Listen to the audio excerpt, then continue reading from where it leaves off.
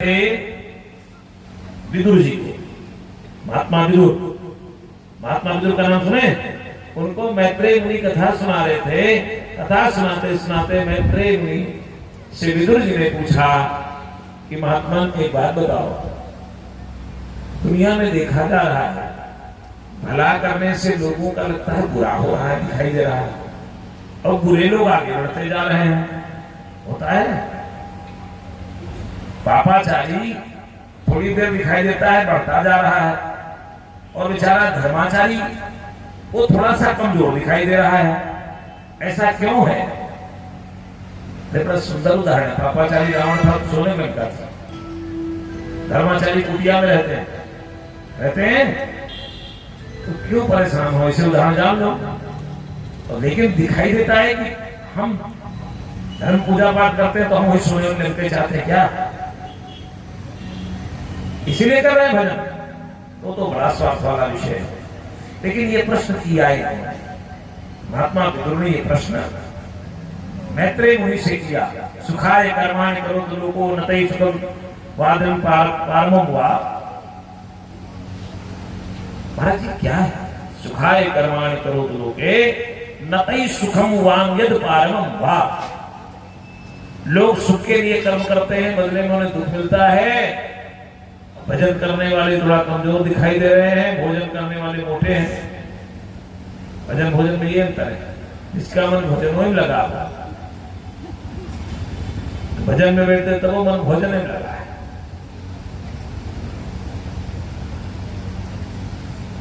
रहते हैं व्रत, कहते हैं देखो ऐसा करो कि जो बहुत बढ़िया सामग्री आ गई है इसको कल बनाना, आज तुम व्रत। इसका मतलब जीभ तुम्हारी लपलपा रही है, जबरदस्ती व्रत बनाए बैठे। निग्रह करना सीखो। इंद्रियां लपलपा रही हैं, जबरदस्ती बैठे हो। आंख सिनेमा देखने के लिए कह रही है, लेकिन जबरदस्ती अपनी आंख को संभाले बैठे हो क्योंकि कथा हो रही। तो ऐसे में वह निग्रह नहीं कहा गया है, वह इंद्रिय दमन कहा गया है। इंद्रियों का दमन करने का पाप लगता है।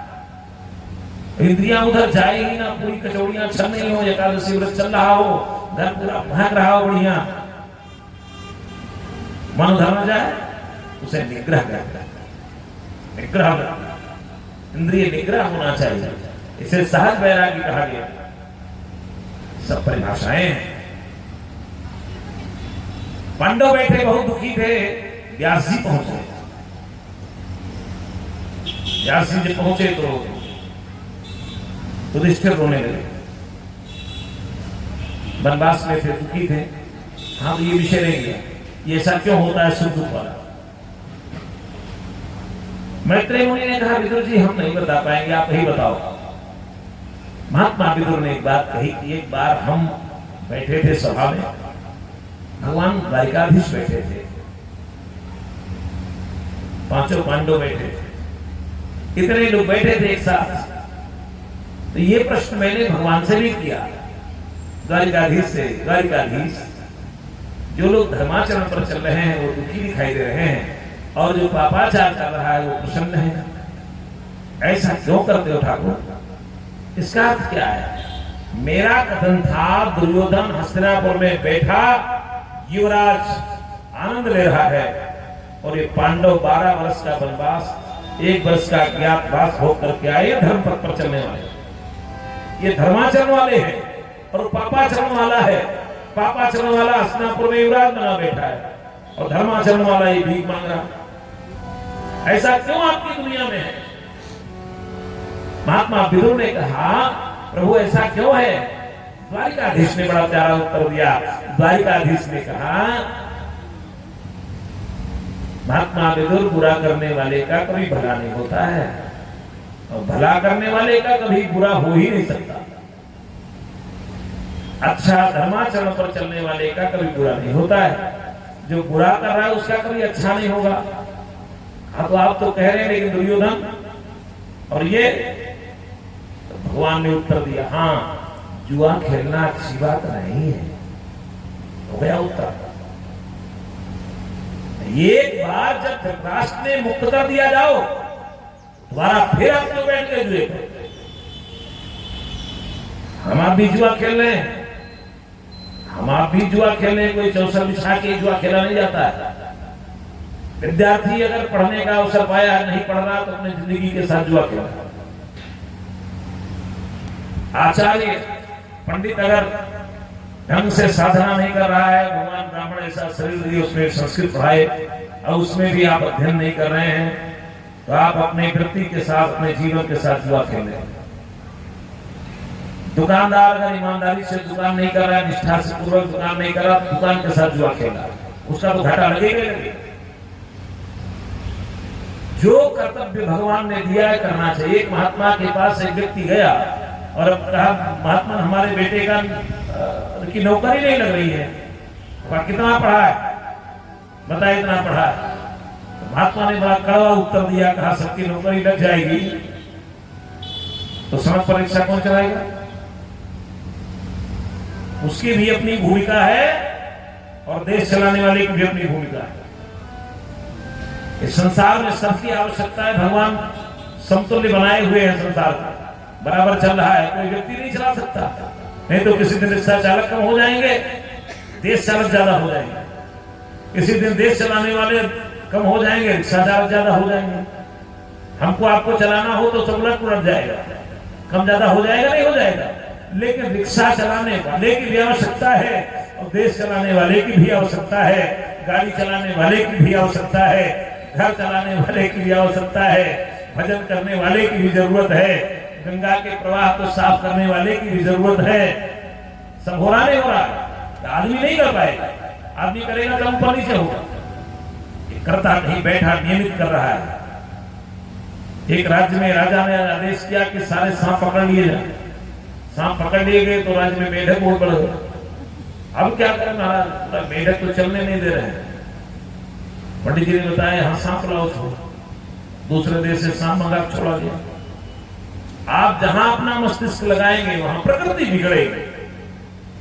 प्रकृति का नियमन करने वाला परमात्मा है। हम आप अनुभव करें, बचपन में तमाम ऐसे जीव हम नहीं देखे थे जो अब नए नए निकल रहे। अभी ये नया पौधा निकला है किसानी में, गाजर घास, ये नहीं होती थी। वैज्ञानिक कह रहे हैं जितना हमने नाइट्रोजन धरती में फेंक दिया है, जितना नाइट्रोजन मैंने फेंका है यूरिया खाद, वो नाइट्रोजन के शोषण के लिए गाजर खाद पैदा हुई है। इसमें नाइट्रोजन भरा है, तो प्रकृति अपना नियमन कर रही है, हम उतना बिगाड़ते जा रहे हैं। हमारा धर्म क्या बनता है? हम खा पी करके प्रकृति को बर्बाद करके चले जाए, पानी खूब खर्च करें। अधिक पानी खर्च करने वाले व्यक्ति का चंद्रमा ग्रह खराब होता है, ज्योतिष कहती है। चंद्रमा खराब हो गया तो रोग पैदा करेगा, स्वाभाविक है। कितना तारतम्य शास्त्रों ने जोड़ा, ये तारतम्य है, जुड़ा हुआ है। तो पांडवों से यही बात गुरु जी ने जो कहा, इसको हम अपने जीवन में उतारें। भला करने वाले का कभी बुरा होगा ही नहीं। हाँ, उसने अपने जीवन में जुआ न खेला हो तो। एक व्यक्ति रो रहा था, हमारा वेतन बहुत कम मिलता, प्राइवेट में क्या करें। हमने कहा पढ़े क्यों नहीं? क्यों प्राइवेट नौकरी कर रहे हो? वेतन को कोसते, मालिक को कोसते हो। जो दे रहा है तुम्हारे बच्चे पाल रहा है, छोड़ दो नौकरी। छोड़ देंगे बच्चे मर जाएंगे, मालिक को क्यों गाली दे रहे हो? तुम उस योग्य हो तो नहीं पाओगे। जब पढ़ना था, योग्य बनना था, तब पढ़े नहीं, तब काम नहीं किए तो दर ठोकर खाओगे। भगवान ने वो अवसर दिया, माता पिता ने अपनी तपस्या की, तुम्हारी फीस भरी, तुम्हारे लिए किताबें व्यवस्था की, कापियां व्यवस्था की, आप पढ़े नहीं, क्यों नहीं पढ़े? अपराध कौन भोगेगा इसका? नौकरी ठीक करनी थी तो नौकरी ना करो, जाओ बिजनेस व्यापार करो, जिसमें सफल हो वो करो। या तो गलत मार्ग पर जा रहे हो, वो मार्ग आपके लिए नियत नहीं है, और या तो सही मार्ग छोड़ करके आए हो। तो हुआ नहीं गलती, ये जुआ नहीं खेले हम लोग, जीवन के साथ जुआ खेल गए, अपने साथ जुआ खेल गए। तब हम देखते हैं सपना की बहुत बड़ा अच्छा हमारा हो जाए। यही दशा यहां है। पांडवों ने कहा, महाराज हम बहुत दुखी हैं, और एक बात बताओ, क्या जैसी परिस्थिति हमारे ऊपर पड़ी है, क्या ऐसी परिस्थिति किसी और पर पड़ी है? व्यास जी से पूछा युधिष्ठिर ने। कितने कष्ट में हम हैं, आज जंगल की खाद छान रहे हैं। क्या कोई ऐसा हुआ है इतिहास में? तब सुनाया कथा। व्यास जी ने कहा बहुत ऐसे महाराजा हुए हैं, बहुत ऐसे लोग हुए हैं जिन्होंने धर्माचरण नहीं छोड़ा है, जबकि कष्ट बहुत झेला है, लेकिन धर्म का मार्ग नहीं छोड़ा, इसीलिए आज वो इतिहास में अमर है। राजन,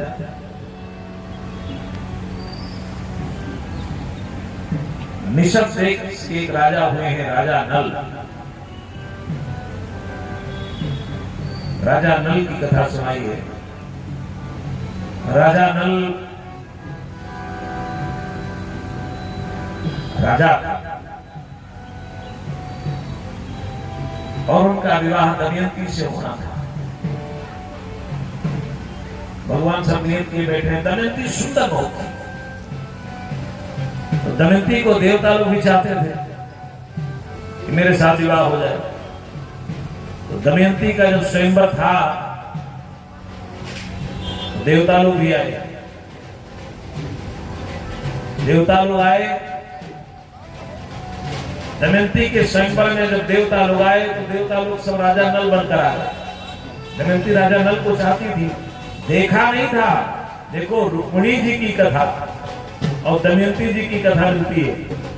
रुक्मिणी जी ने भी भगवान को कभी देखा नहीं था, केवल सुना था उनके द्वारकाधीश के बारे में। ऐसे दमयंती को हंस ने राजा नल के बारे में बताया और राजा नल को उस हंस ने दमयंती के विषय में बताया, और दोनों एक दूसरे को चाहने लगे। राजा नल जब दमयंती के स्वयंवर में चले तो देवता लोग आ गए, विशेष करके इंद्र आए। देखो, वहां मत जाओ, मैं जाऊंगा, दमयंती मेरे गले में वरमाला डालेगी। राजा नल नहीं माने। देवता लोग राजा नल का ही रूप बना करके आ गए, सब बैठ गए। दमयंती के स्वयंवर में सब राजा नल दिखाई दे रहे हैं। अब तो दमयंती किसके गले में वरमाला डाले? ये महाभारत की कथा है, महाभारत के वन पर्व की कथा है। लेकिन महाभारत में देवता और मनुष्य में अंतर बताया गया। देवता मनुष्य का अंतर देखो, देवताओं की कभी पलक नहीं गिरती है, देवता के पांव में धूल नहीं लगती है, देवता की परछाई नहीं होती है। ये लक्षण देवता और मनुष्य में अंतर होता है। दमयंती समझ गई और राजा नल के गले में जाकर वरमाला डाल दिया। अब इंद्र से नहीं रहा गया, उन्होंने कहा शनि देवता बुलाया, शनि राजा नल को थोड़ा बता दो। विवाह हो गया, राजा रानी अपने राज्य में रहने लगे। शनि भगवान का कोप आ गया।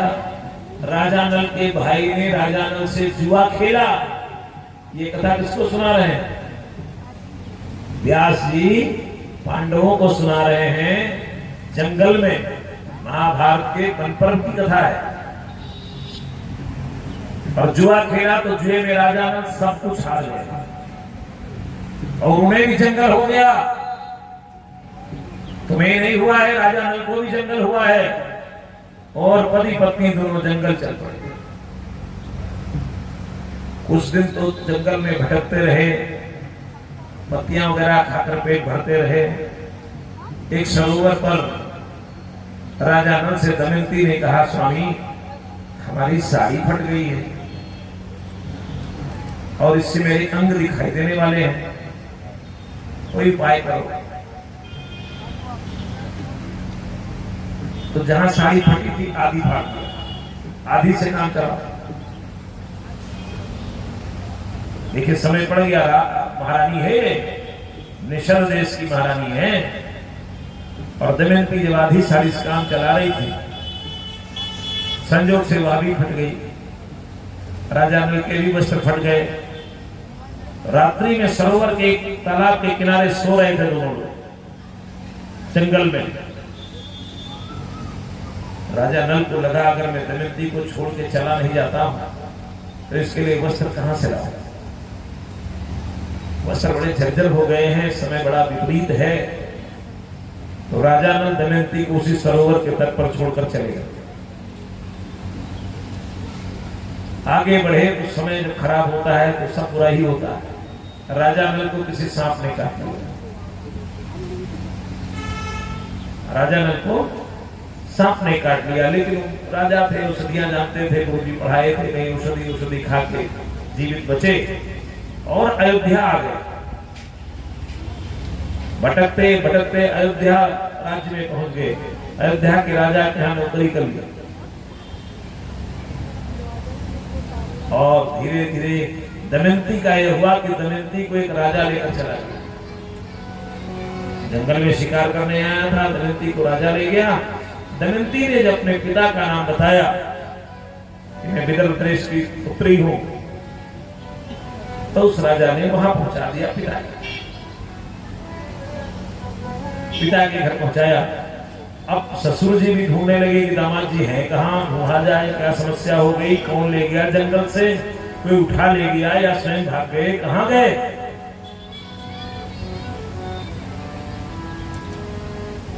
तो पता चला अयोध्या में वो नौकरी कर रहे हैं। समय तब तक इनका 7.5 का पूरा हो गया। 7.5 ऐसे नहीं होती है, और 7.5 तक बोली, समय पूरा हो गया था, अवधि पूरी हो गई थी वनवास की। और अयोध्या में मिले, फिर अपनी बेटी को इनके हवाले किया। राजा ने चढ़ाई किया भाई पर और पुनः निषद को जीत लिया। निषद को जीत करके पुनः राजा। ये कथा व्यास जी ने पांडवों को सुना। लेकिन एक काम करो, आप लोग ऐसे अपना राज्य नहीं पाओगे।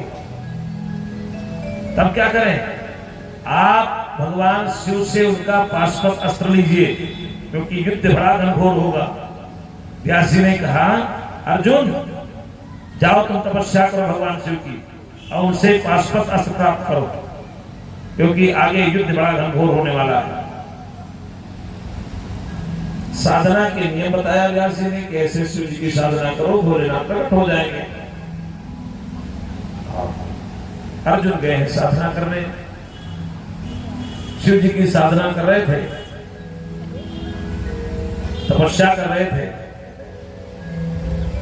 दुर्योधन को लगा कि पता चला अर्जुन शंकर भगवान से पाशुपत अस्त्र प्राप्त करना चाहते हैं। बुलाया अपने मित्र राक्षस को, आप तो तपस्या में जाओ, बाधा उत्पन्न करो। और जो भगवान की शरण में है उसे कौन बाधा पैदा कर सकता है। भगवत शरण में रहने वाला का कभी कोई कुछ बिगाड़ नहीं सकता, क्योंकि उसके रक्षक भगवान है। वो साइकिल भी चलाएगा तो सड़क पर रोड़ा भी पड़ा है तो रोड़े के किनारे से टायर निकल जाएगा, वो नहीं भी देखेगा तो भी चला जाएगा, क्योंकि भगवान का है। और भगवान के विरोधी लोग साइकिल चलाएंगे, रोड़ा नहीं है तो भी रास्ते में रोड़ा मिलता रहता है। कष्ट उनको कम नहीं मिलता है, लेकिन समझ नहीं पाते। भगवान के मार्ग पर चलने वाले प्रशंसित तो कम से कम रहते हैं। प्रसन्नताम याना गताभिषेकस्ते नमोले वनवास दुखदा। भगवान प्रसन्नचित रहते हैं, चाहे राज हो चाहे जंगल। भगवान भक्त भी जानता है, राज्य मिल जाए तो प्रसन्नता, जंगल मिल जाए तो प्रसन्नता भगवान की है। और जो व्यक्ति भगवान का नहीं है, दुनियादारी का है, वो दुनिया उसको दुख ही देगी, क्योंकि दुनिया दुख ही देगी। जिसको अपना मान के बैठोगे कष्ट वही देगा, दूसरा कोई नहीं देगा। अपने से उम्मीद ज्यादा होती है और उम्मीद जब पूरी नहीं होती है, आशाएं पूरी नहीं होती हैं, आशातीत दुख दुनिया में सबसे बड़ा होता है। इससे बड़ा दुख कोई नहीं होता। आशा ये है और वो आशा पूरी नहीं हुई, दुख होता है। बेटे से आशा है कि बेटे ने MBBS कर लिया है, डॉक्टरी करेगा, और कह रहा है कहीं मन नहीं कर रहा तो जानेगा नहीं रहेगा। अब उस बाप से पूछो जिसने पैसा खर्च किया करोड़ों, उस माँ से पूछो जिसने अपने आभूषण गिरवी रखकर भैया को पढ़ाया, क्या जाने।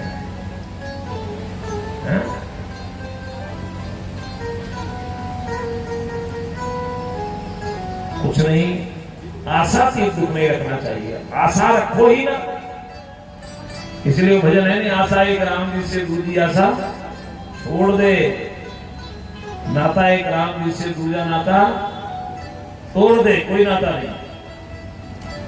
साधु संग राम रंग अंग अंग रंगिए, जाहि विधि राखे राम ताहि विधि रहिए। बड़ा प्यारा भजन है, सब लोग गाते हो, लेकिन उसका अर्थ बड़ा प्यारा है। और हम दूसरे तरह से उसको गाते हैं, संतों के पारंपरिक भजन को भी गाते हैं। राम राम बोलो और बोले से क्या है, राम राम बोलो और बोले से क्या है, राम राम बोलो और बोले से क्या है, राम राम बोलो और बोले से क्या है, राम राम बोलो और बोले से क्या है, राम राम बोलो और बोले से क्या है, राम राम बोलो और बोले से क्या है, राम राम बोलो और बोले से क्या है। रंग वही जो हरि जी को सोहे, रंग वही जो हरि जी को सोहे, रंग वही जो हरि जी को सोहे, रंग वही जो हरि जी को सोहे। और सुरंग रंग रंगे से क्या है, और सुरंग रंग रंगने से क्या है, राम राम बोल और बोले से क्या है, राम राम बोल और बोले से क्या है। भोग वही जो हरि जी को भावे, भोग वही जो हरि जी को भावे, भोग वही जो हरि जी को भावे, भोग वही जो हरि जी को भावे। और सुहारी भोग पावे से क्या है, और सुहारी भोग पावे से क्या है, राम राम बोलो और बोले से क्या है, राम राम बोलो और बोले से क्या है, राम राम बोलो और बोले से क्या है, राम राम बोलो और बोले से क्या है, राम राम बोलो। उसी दुनियादारी व्यास जी ने सुनाया, भगवान अर्जुन चले गए हैं तपस्या करने, एक राक्षस भेजा है दुर्योधन ने, और राक्षस स्वर के वेश में गया, स्वर का वेश बनाया अर्जुन को परेशान करने के लिए। लेकिन रक्षक भगवान है, तब तक अर्जुन की तपस्या भी पूर्ण होने को आ गई थी। स्वर सामने से निकला, चिल्लाता हुआ, आवाज करता हुआ, तपस्या में विघ्न पैदा करे। अर्जुन अपना गांडी उठाए और उस स्वर पर बाण चलाए। तब तक देखा कि स्वर पर तो पहले से किसी ने बाण चला रखा है, गिर गया स्वर अर्जुन के सामने आकर। देखा इसके पहले बाण लगा हुआ, किसी दूसरे का बाण। अर्जुन का कौन हो सकता है? तब तक भगवान भोलेनाथ ने अपना एक गण भेजा, जाओ जाओ मेरे शिकार को उठा लो। वो गण गया और कहा कि ये भोलेनाथ का शिकार है। अर्जुन ने कहा मेरे बाण लगे उसे? देखो एक बाण और लगा, ये भगवान शिव का बाण है, हमारा नहीं, ये हमारे राजा का बाण है। शिव नहीं बताया, राजा का बताया, मेरे राजा का बाण है। हमारे राजा किरात है, जंगल में किरात होते हैं। हमारे राजा किरात वेश में है, मैं किरातों का गण हूं, किरातों का सेवक हूं।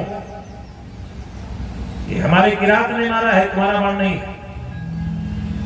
अर्जुन ने युद्ध करना प्रारंभ कर, उससे युद्ध करो। हम क्यों युद्ध करें, जाके बता देंगे, नहीं दे रहे। पहुंचे, बताया किरात वेशधारी भगवान शिव से, भगवान शिवाय, और कहा ये मेरा शिकार है, मेरा बाण है, आपका अधिकार नहीं इस पर। अर्जुन ने कहा मैंने अपने गांडी से मारा है, तो युद्ध करो। बार बार ललकार रहे तो आओ युद्ध करो। शिव के साथ अर्जुन का युद्ध हुआ, और जब युद्ध बराबर चल रहा था, अर्जुन को लगा कि ये सामान्य कोई नहीं है, ये किरात सामान्य नहीं है। तो अर्जुन ने कहा कौन है, परिचय दीजिए। बिना परिचय की युद्ध करना प्रारंभ कर दिए। तो भगवान शिव ने अर्जुन पर प्रसन्न होकर के अपना स्वरूप दर्शन कराया। अर्जुन ने वंदना की। अर्जुन क्या चाहिए, भगवान पाशुपतास्त्र के लिए भजन कर रहा। ठीक है, लेकिन इतने से काम नहीं चलेगा, आप देवलोक जाइए, वहां से कुछ देवास्त्र भी लीजिए, क्योंकि महाभारत होना ही होना। ये भगवान शिव का किरात अवतार है। ये शिव पुराण में वर्णन है, कई अवतारों का वर्णन है। अब हम लोग ज्योतिर्लिंग की ओर बढ़ेंगे, देर हो जाएगी। 5:30 तक कथा को विश्राम देना है, शायद समय भी 5 के ऊपर हो रहे हैं। पहला ज्योतिर्लिंग है भगवान का सोमनाथ। सौराष्ट्रे सोमनाथम च श्रीशैले मल्लिकार्जुनम उज्जैन्याम महाकाल ओंकारम अमलेश्वरम। पहला सोमनाथ भगवान। सोम माने होता है चंद्रमा, सोम नाम है चंद्रमा का। सोमवार दिन चंद्रमा का होता है, भोलेनाथ का होता है। सोम माने चंद्रमा। भगवान चंद्रशेखर हैं, भगवान सोमनाथ हैं, इसलिए देखो सप्ताह का शुभारंभ सोमवार से होता है, ज्योतिर्लिंग का शुभारंभ सोमनाथ से होता है। सोमनाथ भगवान ये कहाँ है, सौराष्ट्रे सोमनाथम च, ये सौराष्ट्र गुजरात में। बड़े धैर्य से सुनने वाली कथा है। इनकी क्या कथा है, देखो दक्ष महाराज की 27 पुत्रियों का विवाह चंद्रमा के साथ हुआ। 60 कन्याएं थी, इनमें 27 पुत्रियों का विवाह चंद्रमा के साथ हुआ। आज का युग नहीं था, आज का युग 27 मार डालता। तब विवाह वासना नहीं, विवाह साधना होता। विवाह साधना है, जीवन में विवाह उपासना है। इसीलिए पति के साथ बैठकर पूजा पाठ किया जाता है। तीर्थ यात्रा पति के साथ होती थी। धीरे धीरे समय बदला, कलिकाल आया और बदला। अभी 50 साल पीछे जाइए तो साधना माना जाता था विवाह का। 50 साल क्या, हम लोग जिस पीढ़ी में चल रहे हैं, हमारे लोग पीढ़ी लीजिए। हम लोगों के माता पिता ने भी नहीं देखा कैसी है बहू। दूल्हे की बातें छोड़ो, हम लोग तो बहुत पीछे रहे। हम लोग नाम ले लें तो मार डाले जाए। विवाह का नाम ऊपर नहीं आ सकता था माता पिता के सामने।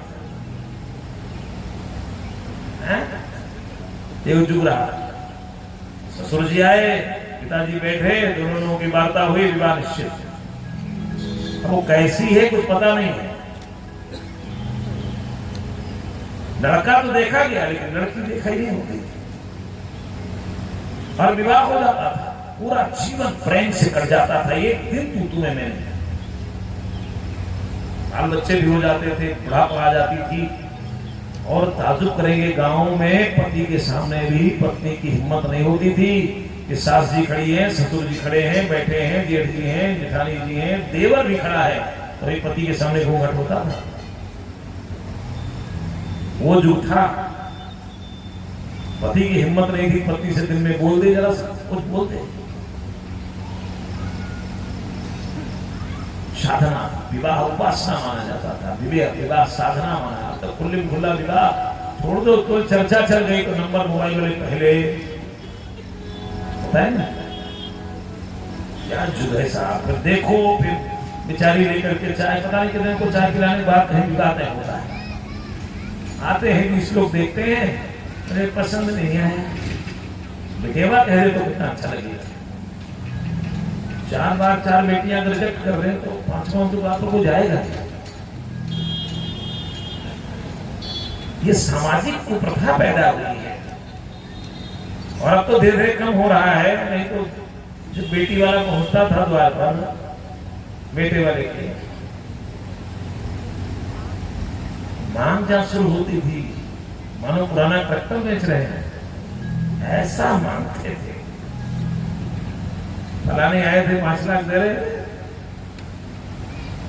तो तुम आगे बढ़ो तो तुम्हारा वाला हो जाए। ये बताओ बैल बेच रहे हो,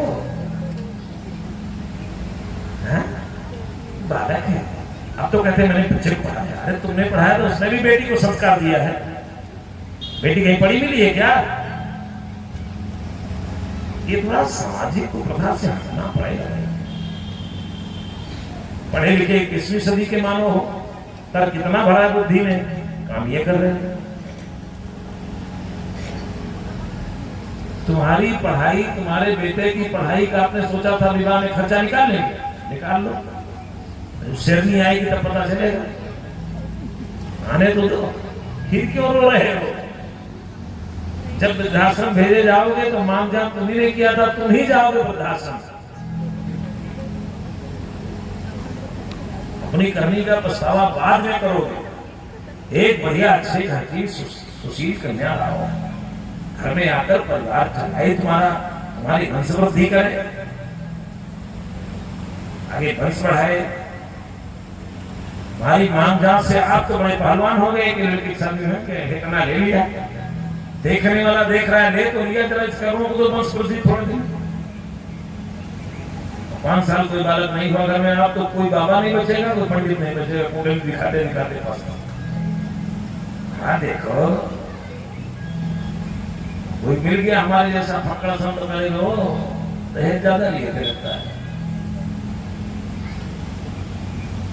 क्यों कर रहे हो? क्या है आखिर, क्या लेकर जाओगे?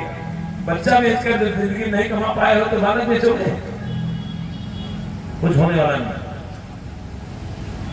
उसकी बिक्री से 10-20 दिन आपका अनाज नहीं चलेगा। गाड़ी लाएगी, गाड़ी उसकी है, अपना ले लेगी, जैसे आएगी सारा सामान ले लेगी, गिन गिन के ले लेगी। लेना भी चाहिए, पिता ने दिया है क्यों ना ले भाई? गलती आपकी है, भोगे वो बेचारी क्यों?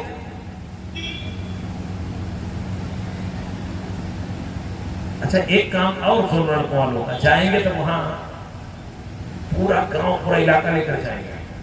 अब कहेंगे स्वयंवर करो, क्या करते हैं? स्वयंवर तो होता नहीं। जयमाल जयमाल जयमाल करो। कौन सा सेठा तोड़ के आए? बोलो, धनुष तोड़ पाएंगे? जिनको लेकर गए हो।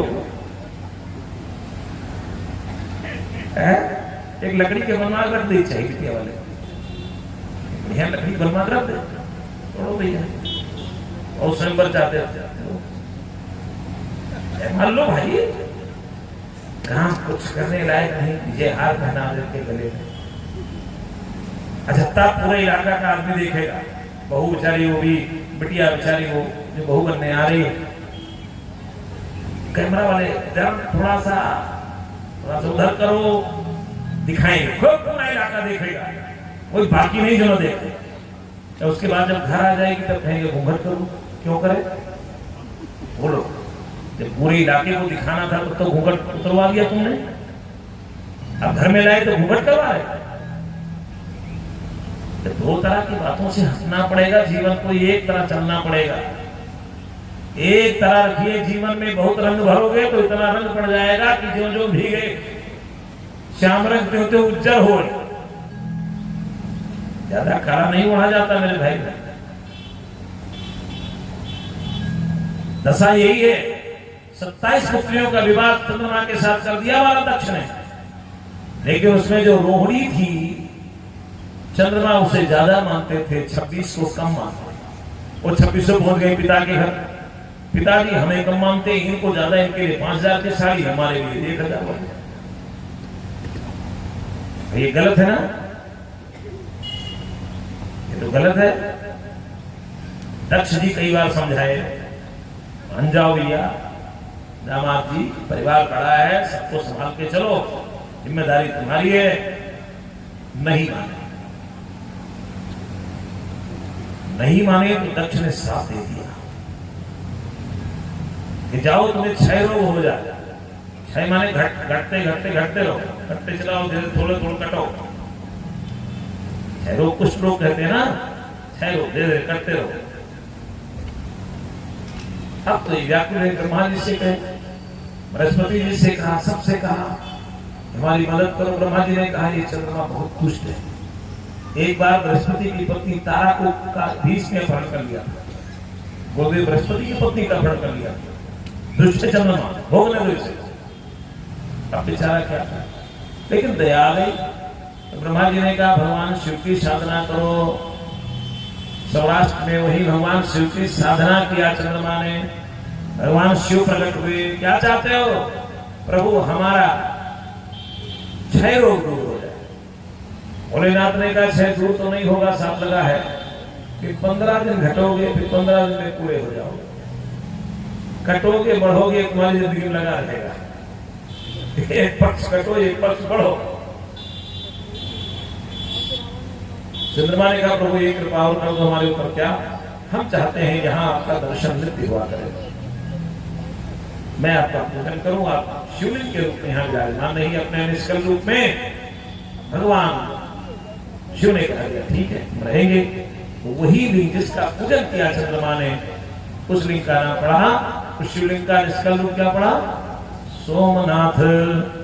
सवराष्ट्रे सोमनाथम च श्रीशैले मल्लिकार्जुनम उज्जन्या महाकाल ओंकारम ममलेश्वरम केदारम हिमवत्पृष्ठे डाकिन्याम भीमशंकरम वाराणसी तु विश्वेशम त्र्यंबकम गौतमी तटे वैद्यनाथम चिताभूमो नागेशम दारुकावने सेतुबंधे दुरामेशम भूषणेशम च शिवालये। ये 12 ज्योतिर्लिंग। आपको लगा होगा कि जो हम स्तोत्र याद किए वो तो गुरुजी प्रल्याम वैद्यनाथ वाला वो तो बदल गया ना, शिव पुराण में इसी तरह है। और प्रल्याम वैद्यनाथ वाला हमें लगता है वो लिंग पुराण का होगा। लिंग पुराण की कथा नहीं बोले हैं, शिव पुराण। भगवान चाहेंगे तो 18 पुराण की कथा कहने की इच्छा है, लेकिन स्वस्थ है तो मैं ऋग्वेद की भी कथा बोल रहा हूं। हमारी कृपा थोड़ा थोड़ा पाएंगे। अभी 23 तारीख से समय 6 बजे से निरंतर राम कथा सुनी यूट्यूब चैनल से हमारे डॉक्टर संत त्रिपाठी सर्च करिए। 23 तारीख से राम कथा गोंडा मोगलपुर से प्रसारण है, और उसके बाद भागवत की कथा 3 नवंबर से है। उसके बाद हम आ जाएंगे आपके मस्जिद तालाब, यहाँ से भी प्रसारण है। आप उसी प्रसारण में आगे किस समय बताएंगे आपको। आप सब अभी 23 से गोंडा से सुनिए प्रसारण।